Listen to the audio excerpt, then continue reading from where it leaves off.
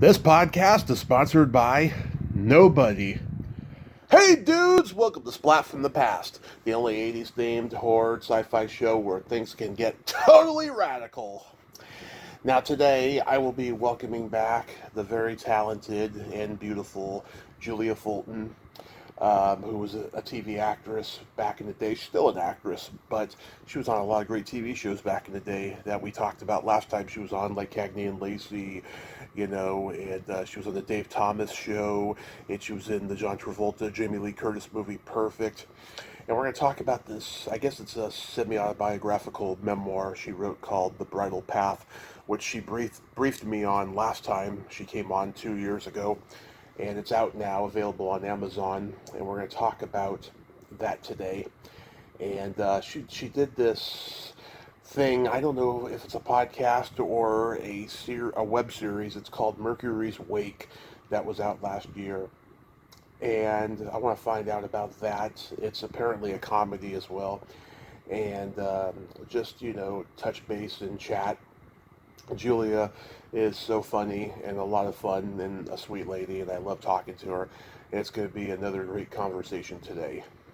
So yeah, here is my new interview with Julia Fulton. Hey Julia, welcome back. Hi, Tommy. Oh, thanks so much. It's always good to talk with you. Yes, how's your summer going so far? Oh, busy. Oh, man, I'm busy. I'm teaching four classes 4 days a week this summer. Wow. And for the first time, I've got well, not the first time, but I've got some really special guest stars coming to the class on Zoom.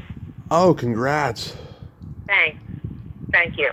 They're cult writer-directors that I've admired so much, and I reached out to them, and I showed their film, and they're going to be interviewed by me on Zoom in front of the students.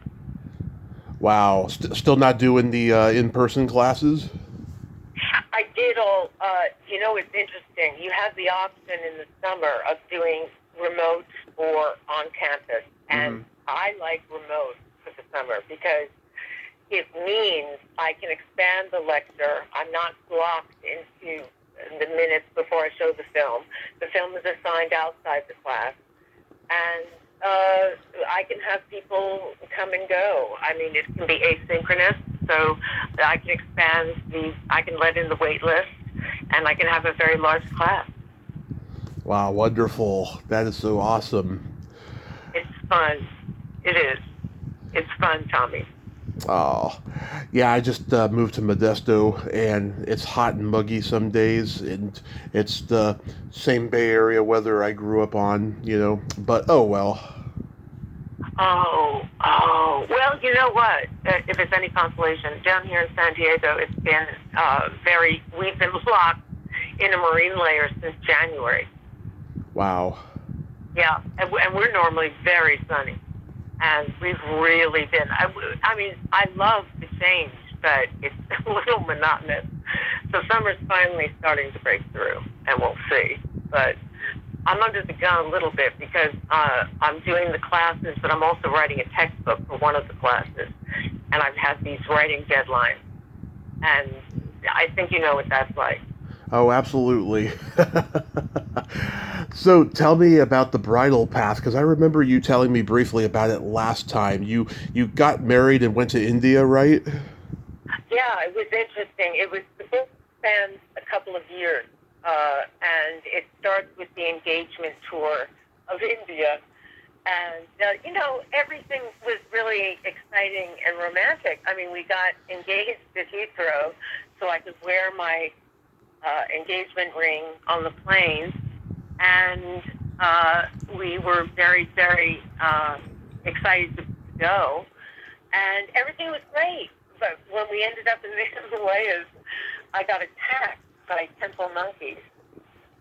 Yeah, I remember that part of the story. Oh my God, that just. Yeah, it was surreal. It was like Dorothy in The Wizard of Oz being chased by all the monkeys sent by the Wicked Witch. It was, gosh, it was very crazy. And then we had to find immediately the live vaccine for rabies. I mean, there's no antidote if you get rabies, but they can help you not get rabies. And if you've been bitten and scratched and drawn blood, as I was, then the chances are pretty high that you're going to get rabies, which is fatal. Yeah, And so what what you have to specifically do kind is of a find monkey live was? vaccine throughout India. Mhm. It has to be refrigerated, and you have to get it administered on certain mathematical dates in order for it to be effective. You have to have 5 shots. And so it was a race to find, we were really in the remote and beautiful regions of India, and we had to find the vaccine in time. Yeah, well, like what specifically? What kind of monkey was it? Oh, oh gosh, that's a great question. There are many different kinds of monkeys in India. These were a large variety of feral monkeys, and I'm trying to remember the exact. Mhm. I'm trying to remember the exact name of the monkey, but they were in the, they're protected, and we were actually at the temple of Hanuman, the temple monkey god. Uh huh. We were in a very sacred space, and they really rule. I mean, they stop traffic. They go into buildings and pull out wires. It's a real challenge for India because, like the Brahmin bulls, they really kind of overrun where they are, and they're allowed to do what they will because they are revered. They're part of the culture. Yeah. Do you have long-term health effects from that experience? Oh gosh, probably more fear than normal of going into jungles with monkeys, but that hasn't happened again. That's good. No, I got, I mean, it was the beginning of the journey. Really, it was the beginning of of our journey together in the bridle path. Yeah. Do you have any arthritis in your leg from that experience?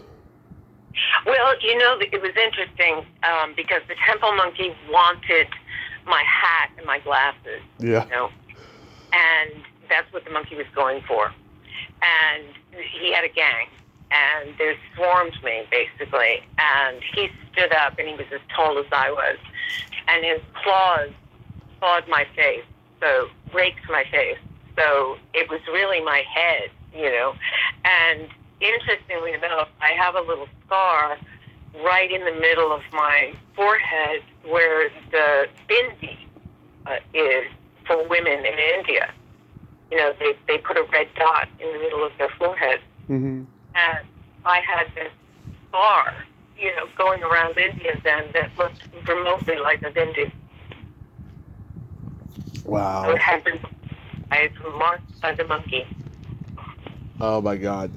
Yeah, I certainly know what arthritis in the leg is like. I certainly have that from my car crash. I walk with a cane when I'm in public. Oh, I didn't. Did I know that? I've talked about my car crash a lot. Yeah. Wow. Well, then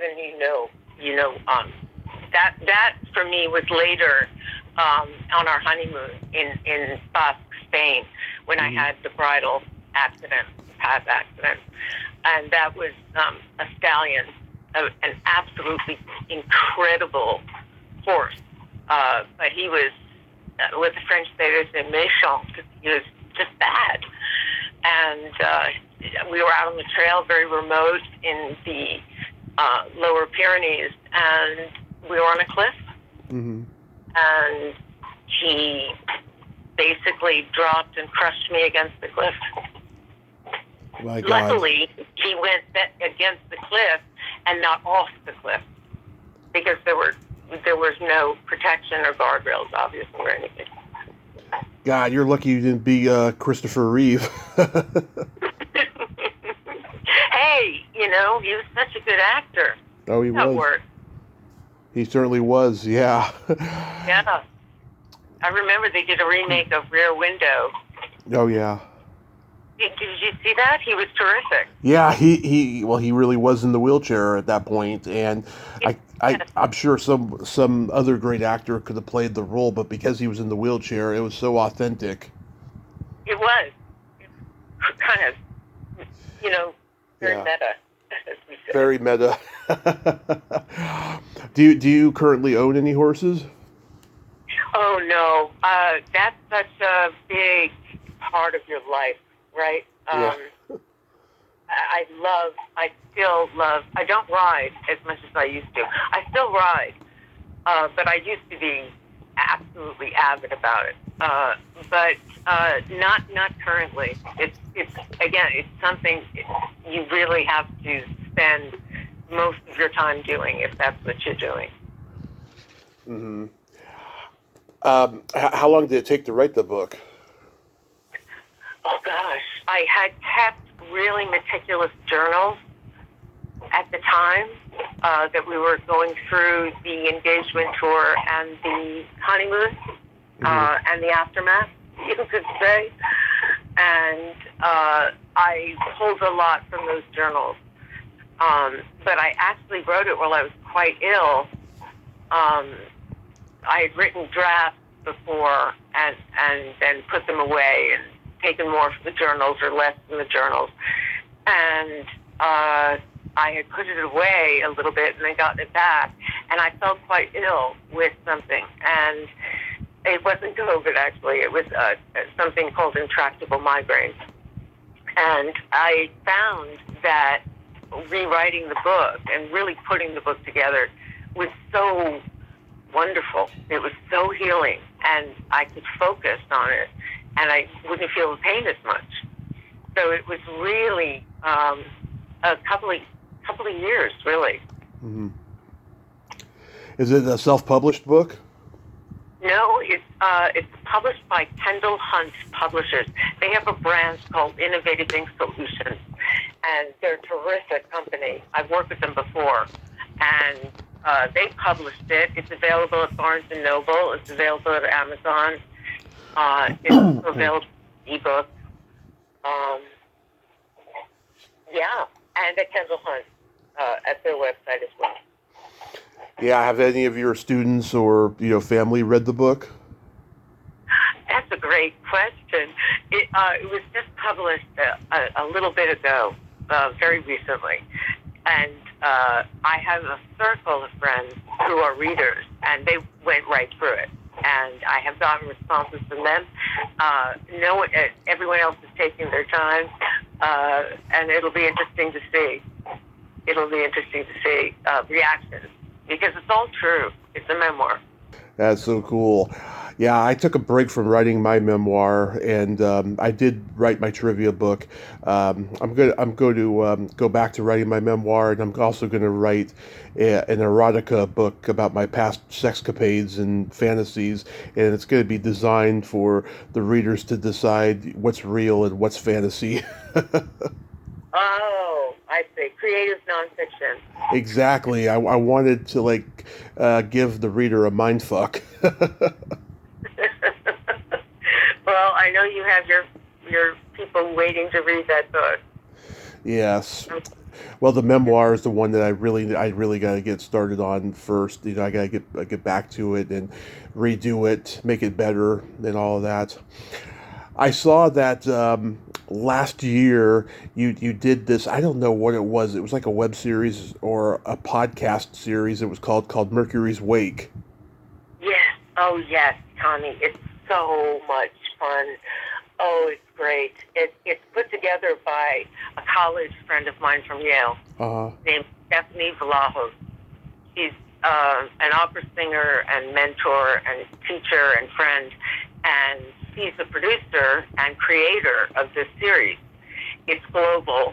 She has drawn people from all over that she knows and has cast, and I'm the lead in most of it, and it's really exciting. It's, drama on a podcast. Interesting. So like, is it like what soap operas were on radio back in the day? That's interesting. I think it's a little more clever than soap opera. Do you know what I mean? It Yeah. operates on different levels. There's a lot of humor. There's also social commentary. There's a lot of repartee, a lot of wit, and it's all structured around an event from different points of view, like Rashomon. Wow. So like, is it on camera or is it audio? It's all audio. Yes, Okay. it's audio, no camera. It's it's all like back in the olden days when radio was paramount. It's it's just available everywhere, and it's called Mercury's Way. And he's done most of the episodes. We're still doing it.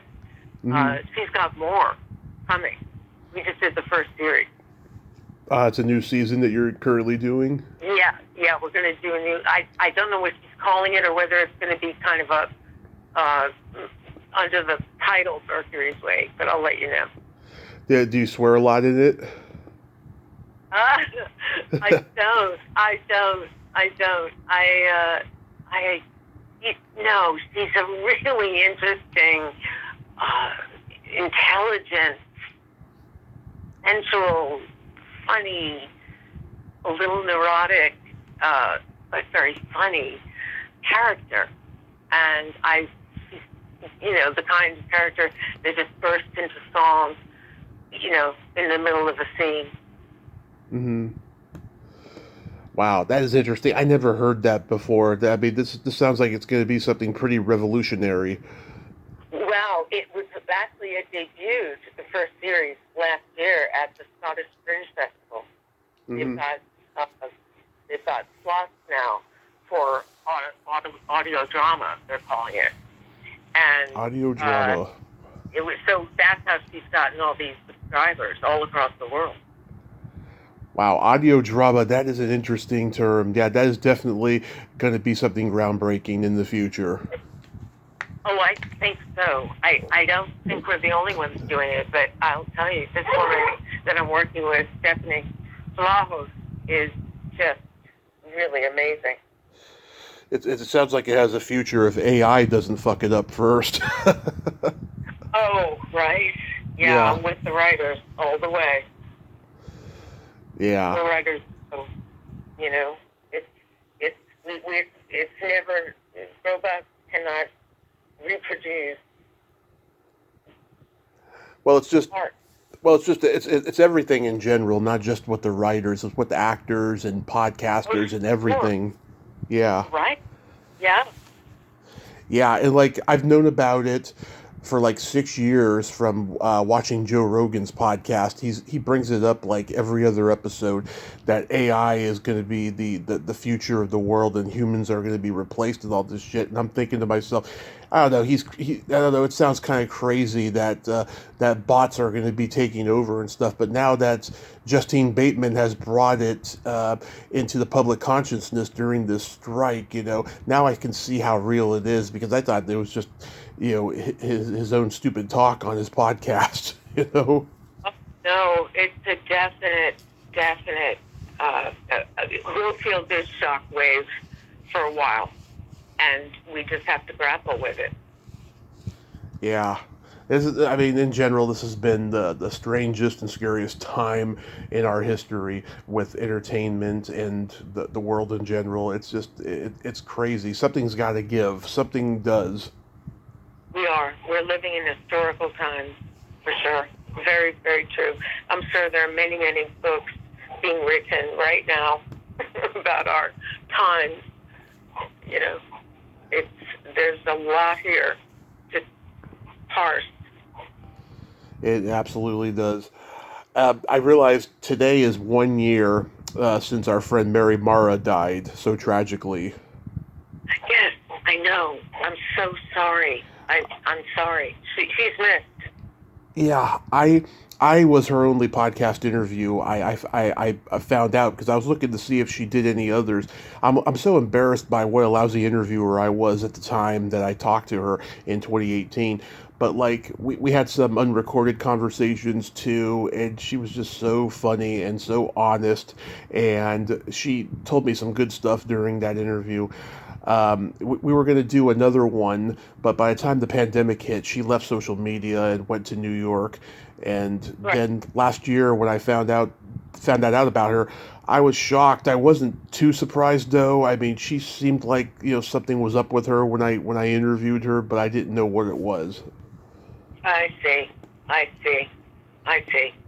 Well, I'm sure that's a kind of a nice memorial, the interview for her family or her friends. Yeah, I'm surprised that like no one reached out to me because I interviewed a director last year and he passed away about 6 months ago or something, and his daughter reached out to me and said thank you for letting me hear my dad's voice one last time, and I thought that was so nice. It made me cry when she said that. Yeah, I'm so yeah. Yeah, and did you work with her in anything? Oh my gosh. Oh, I'd have to look it up. I'm socially we knew each other, but Uh I'm trying to think, was it maybe Highway to Heaven? I don't know. I'd have to look it up again. But back in the day, I This really podcast? loved it. And she was a little older than me, but uh, she was always memorable. Yeah, she was quite a character, I have to say, and yeah, that's sad that we never got to talk a second time, but I'm glad that I did. Did you hear my interview with Sharon Gless? Yes, yes, I did. I gotta tell you, I had to do some editing at the end there. After she had said that, she had to go in a few minutes, right? I had so much caffeine in me that day, and I was just so happy that this interview was going on and stuff. I kept, throwing out anecdotes at her, and she just kept saying, Tommy, I have to go. I'm so sorry. And it was great, though, and yeah, and I brought you up and everything. Yeah, yeah. I liked it very much. I thought it was a great interview. Thank you, thank you. Yeah, I just hope she wasn't too uncomfortable because I was fanboying out on her because I just love Cagney and Lacey. Oh, I don't know. I think she's used to it. I mean, she encounters it all the time. Yeah, yeah. Following. It was a lot of fun. It was such an honor. Yeah, her friend who had connected us told me that she did have a great time. Uh, Yeah. great. So, are you going to write another book? Yes, yes, yes, yes. I'm currently writing a book for school for class, my new class called Great Performances in Contemporary Cult Films. Mm-hmm. So I'm writing a textbook to accompany that. So that's taking up my thing. And then I've got a contract for my poetry next. And then, so I'm trying to collect from I've written so much that that's what I do. And so I have to go through that. And we'll see. Yeah, last time you mentioned that you love cult films, and I love cult films, obviously, and stuff. Like, what are you going to write about, like in cult films? Any genre? That's a great question. Because the cult films that I teach or I'm interested in generally are a mix of genres. They're generally more than one genre. So if you find, well, a great example is Rocky Horror Picture Show Oh, because it's musical, science fiction, pastiche, horror movie. It's got everything. A little something for everyone. But I'm interested mostly now, what I'm writing about and what I'm teaching about, are contemporary cult films. Films that in the last maybe 10 years have really shifted the whole cult universe, in my opinion. yeah, it's funny. I interview a lot of actors who are like promoting new stuff, and quite frankly are embarrassed by old stuff, right? And I just want to tell them, like, the stuff that you're doing now, I don't see potential in them being cult films in the future, because they're not even so bad it's good. A lot of stuff that comes out today. Mm, mm. Yes, I really concentrate on what is culturally, aesthetically, and historically significant Oh yeah. about the. So I don't teach the cult films of personality or so bad it's good, or Yeah. the only one that's so bad it's good that I teach is Reefer Madness, which Oh yeah. I think it's hilarious. You know, um, but that I try to use the criteria that the National Registry of Film uses in the Library of Congress Right. for those three qualities, I guess you could say. And so if you explore from that perspective current films, you can certainly find what will be considered cult films. It's interesting. Yeah. I mean, Night of the Living Dead was such a groundbreaking film in horror, and it was the first time that there was a man of color in the movie Mm-hmm. that was a lead character. Um, it's funny though. There was a few years after that movie, nobody knew what direction to go into next with horror, because it's like Night of the Living Dead made the horror genre and killed it at the same time for a little while, and it wasn't until Texas Chainsaw Massacre and The Exorcist that horror found a new direction to go into, because in the years after Night of the Living Dead, everyone was trying to do their version of the Charles Manson killings in a horror movie fashion. There was I Drink Your Blood, Blood Sabbath, another one that I'm blanking on, but there were several of those. Uh-huh. Right, right. Yes, I think you're right. I mean, it was a seminal year, 1968. I mean, it was the same year that Roman Polanski directed Rosemary's Baby. Oh yeah, that came out too that year. So, That also did it too, especially for the supernatural horror genre specifically. it sure shifted the ground on that. Yeah, absolutely. Do you like horror in general? Oh, well, I don't, not all of the cult films that I teach are horror, for instance. Hmm. It's a genre that's very endemic in culture, but they're not all horror films. For instance, I teach the film, oh gosh, current film would be Promising Young Woman, Hmm. written and directed by Emerald Fennell just a couple of years ago. And I teach that film, and Jojo Rabbit with Taika Waititi writing and directing and starring. Very controversial, provocative, seismic sort of films. Very, but very, very credible, very well received, critically acclaimed, and successes. Yeah, I'm a huge Not grind. all horror, you know. I'm a huge grindhouse buff. Yes. Okay. Yeah, and I love getting grindhouse interviews as much as possible. They're kind of hard to do. A lot of women who were in like sexploitation movies in the 70s, a lot of them, came from porn or stripping, and a lot of them are just so spun from all the years of cocaine. It's hard to get a coherent sentence out of them, and they're just all over the place. And then there's Um, then there's the actors who started out in them, and then they went on to bigger and better things, and they don't want to talk about it. It's really funny. I'll bet. Yeah, that's a whole, right. I mean, I remember the films of Russ Meyer in Oh the yeah. 60s. Um, I think Tor Satana just recently passed, who starred in Russ Meyer's films.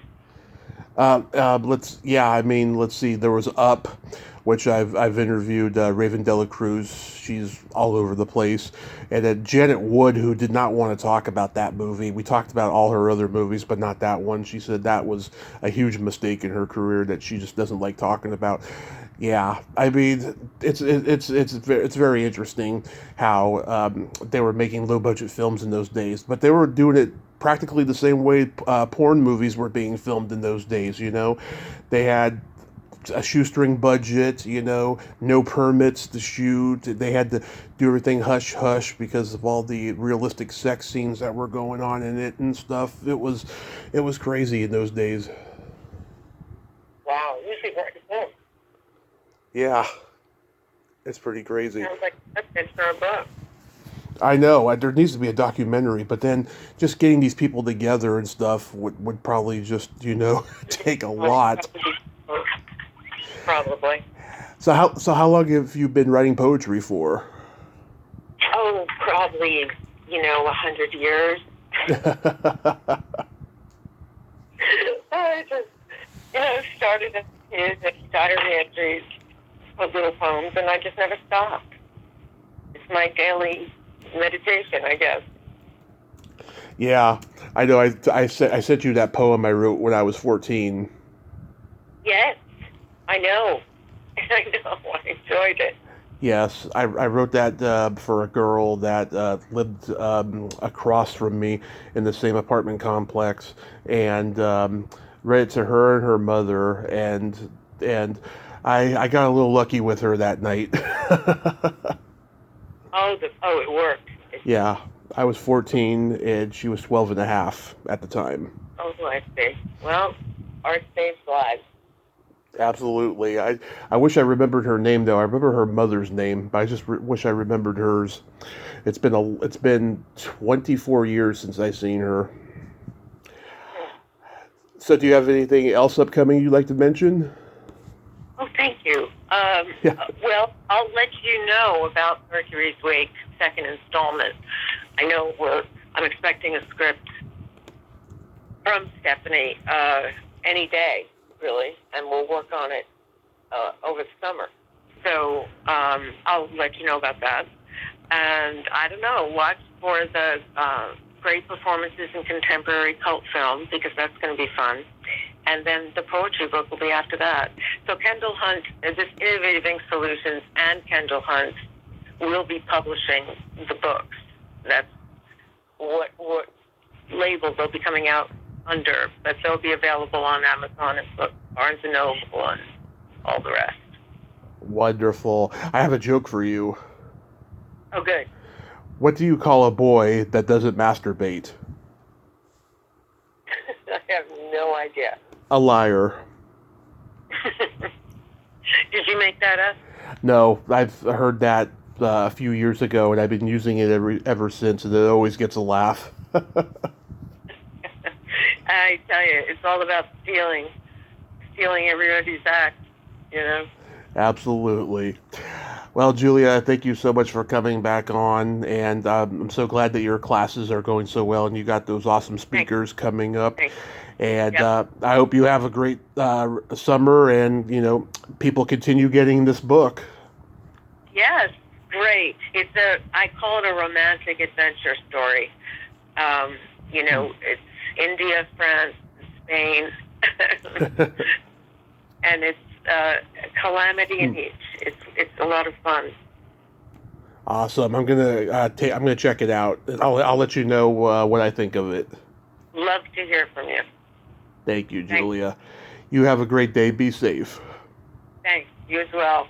Thank you. Thank Bye. you. Bye-bye. Well, there you have it. Julia Fulton, ain't she a sweetheart? Wonderful, open-minded, free spirit with lots of wisdom and knowledge. Go check out her book, The Bridal Path. You will not regret it. And I'm going to check it out as well. And check out Mercury's Wake. And please excuse the phone issues that we had. That happened a little bit earlier with Karen Maso Murray. Well, until next time, this is Tommy Throwback Kovac saying there's no shame in living in the past because the present sucks. Later, dudes.